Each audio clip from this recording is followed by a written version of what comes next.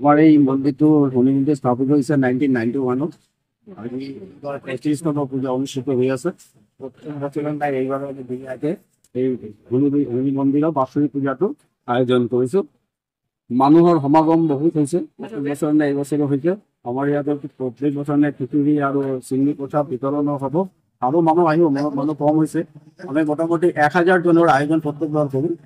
তো আশা কৰোঁ আৰু মানুহ আহি উপস্থিত হ'ব।